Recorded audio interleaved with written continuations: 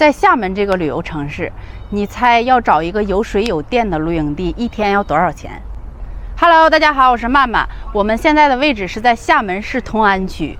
看看我们这个露营地啊，我们是昨天晚上到这个露营地的。它这个露营地的环境特别好，有水有电。这个露营地大概能停20-30辆房车，然后现在这个里边大概有10多辆房车吧，基本上都是我们这一路同行的，现在都在这个点儿驻扎。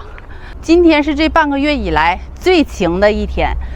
中午的气温大概达到了18、19度，明天我看天气预报比今天还晴呢。军哥都已经穿短袖了，我穿毛衣都热得不行了。看看我们这块用水有多方便啊！它这个绿化带里边就有水，就是这个水流有的时候猛，有的时候不猛。看看这个水质咋样啊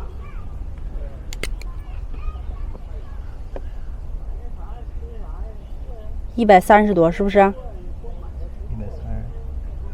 多少？138，还可以。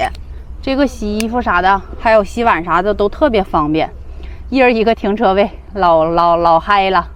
然后这块有水有电，那个电的话，卫生间那块可以接电，可以跟那个管理人员说一声，基本上都能让接，就好说好商量呗，都挺好的。昨天的时候是在拼多多买的菜，今天上午把这个菜都取回来，看我们这个菜啊。明天上学不？这块取菜也特别方便，就是走着过去的话，大概也就10多分钟。但是我们今天买的特别多，所以开车过去的。上午的时候买了这一大堆，还有我们2家的菜，又买了大米和豆油。这块离市场也挺方便。我们是打算在这儿多待几天，然后把快递啥的也都邮到这儿了，车友啥的也都在这儿。待这几天之后，然后我们看看过几天想去鼓浪屿。但是昨天打电话咨询了一下，鼓浪屿如果上岛的话，就是除了厦门以外的市民，全都需要持48小时以内的核酸报告。我们还得再研究研究，看看去不去了。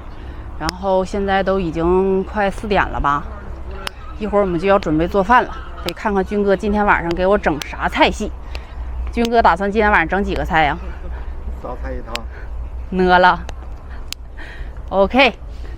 这块环境太好了，而且还不吵，晚上睡觉睡得也挺好。你们想知道这是哪儿吗？评论区留言告诉你们哟。